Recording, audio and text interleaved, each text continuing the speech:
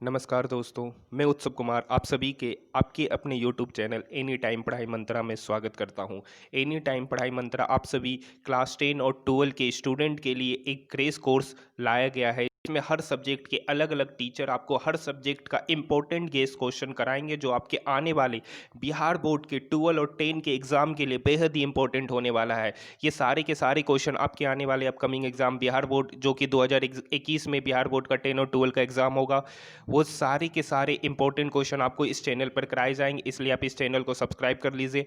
हम लोग पहले ऑप्टिक्स पढ़ चुके हैं। क्रेश कोर्स का ये हमारा तीसरा क्लास है फिजिक्स का, जिसमें हम लोग पहले ऑब्जेक्टिव के कुछ इंपॉर्टेंट ऑब्जेक्टिव क्वेश्चन देख चुके हैं। आइए आज जो हमारा नेक्स्ट क्लास है वो आपका इलेक्ट्रोमैग्नेटिक वेव्स पर है। इसको हिंदी में बोलेंगे विद्युत चुंबकीय तरंग।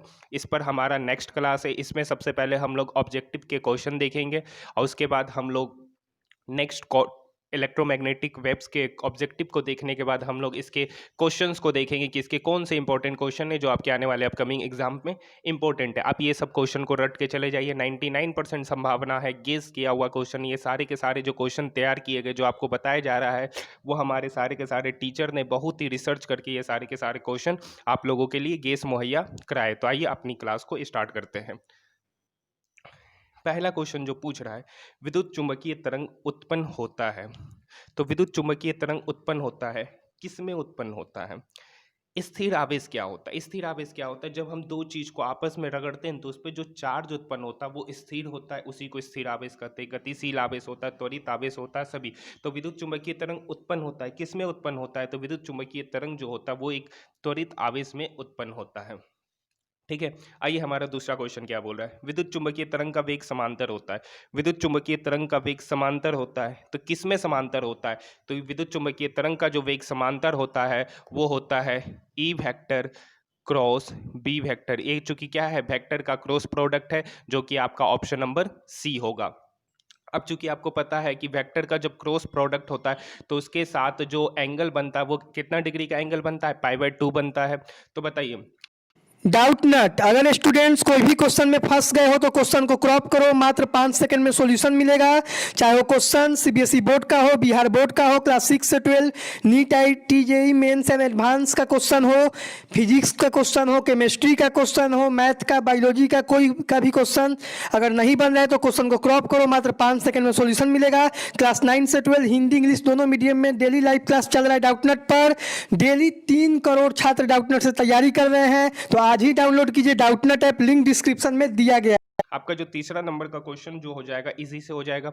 विद्युत चुंबकीय तरंग में विद्युतीय एवं चुंबकीय क्षेत्रों के बीच कालांतर होता है, जो उन दोनों के बीच जो एंगल होता है वो कितना होता है? विद्युत चुंबकीय तरंग में विद्युतीय और चुंबकीय क्षेत्रों के बीच इलेक्ट्रिक फील्ड जो होता है और मैग्नेटिक फील्ड के बीच जो एंगल होता है वो क्या होता है? तो वो जो एंगल उस दोनों के बीच बनता है वो बनता है पाई/2 बनता है। यानी इसका करेक्ट आंसर होगा आपका बी। आइए हमारा नेक्स्ट क्वेश्चन पूछ रहा है कि निर्वात में 3 × 10⁸ मीटर पर सेकेंड वेग किसका होता है? निर्वात में 3 × 10⁸ मीटर पर सेकेंड वेग किसका होता है? तो आप लोग बताइए। इसका जो होता है, इसका सही उत्तर होगा माइक्रो तरंग का होता है, परावैगनी तरंग का भी होता है, अवरक्त तरंग का भी होता है। यानी इसका सही आंसर होगा सभी, ऑल ऑफ दीज।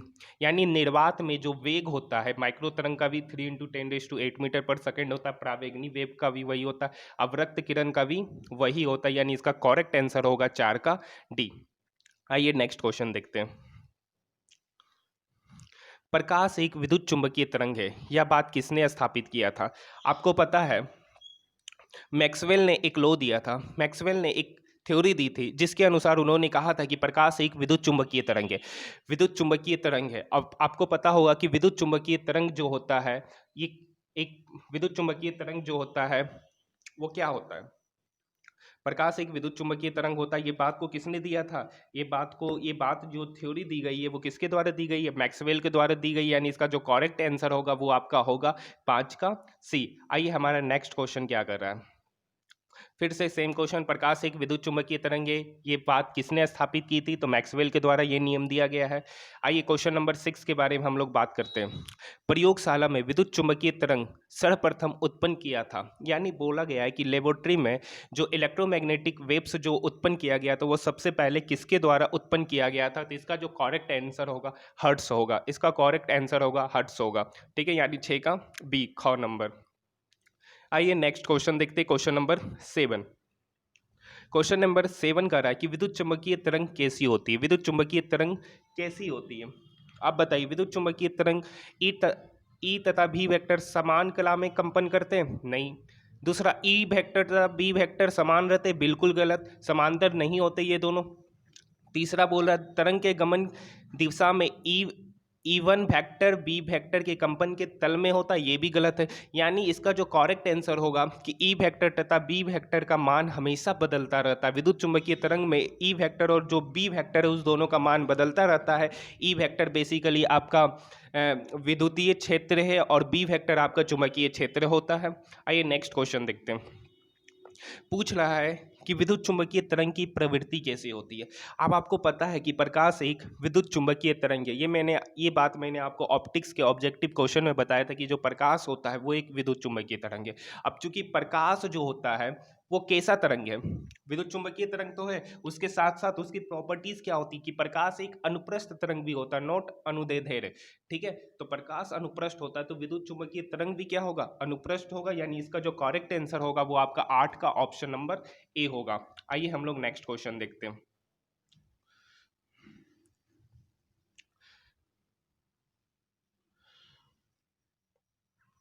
पूछ रहा है कि निम्न में कौन विद्युत चुंबकीय तरंग नहीं है? निम्न में कौन विद्युत चुंबकीय तरंग नहीं है?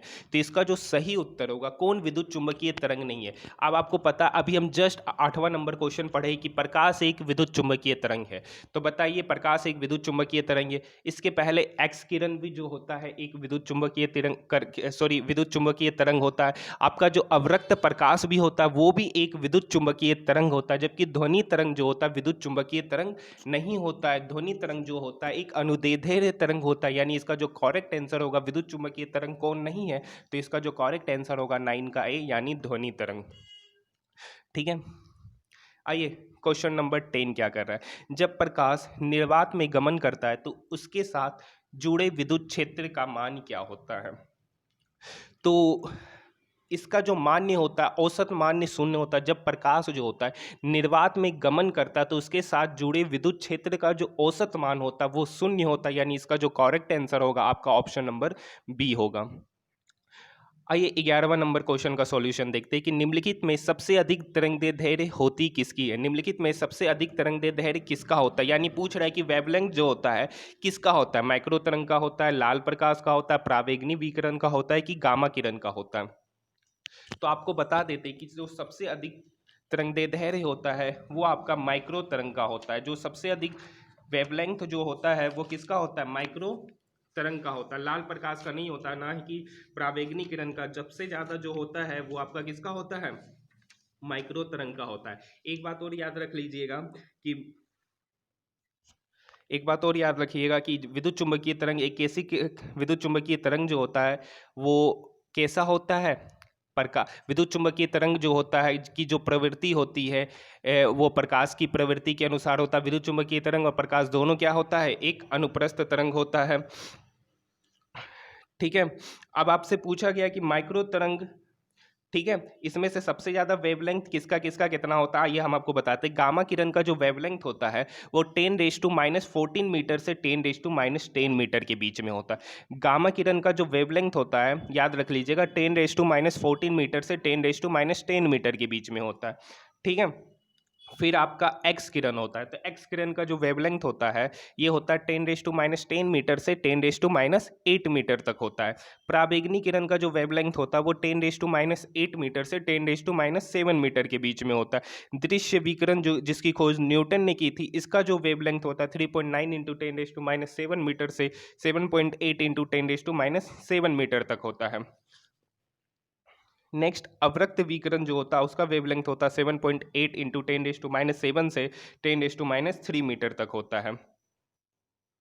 ठीक है, लघु लघु रेडियो तरंग का जो मान होता है 10⁻³ मीटर से 1 मीटर तक होता है। उसी तरीके से दीर्घ रेडियो तरंग का जो मान होता है 1 मीटर से 10⁴ मीटर के बीच में होता है। तो बताइए, अब आपका इसका सही आंसर पता चल गया होगा कि निम्नलिखित में से सबसे अधिक तरंगदैर्ध्य जो होता है वो एक माइक्रो तरंग का होता है, क्योंकि सबका वेवलेंथ छोटा होता है। माइक्रो तरंग का वेवलेंथ क्या होता है? ज़्यादा होता है। आइए दोस्तों, आज के लिए हम अपनी क्लास को यहीं पे समाप्त करते हैं। नेक्स्ट क्लास में हम लोग नए टॉपिक के साथ मिलेंगे। आज के लिए इतना ही, धन्यवाद।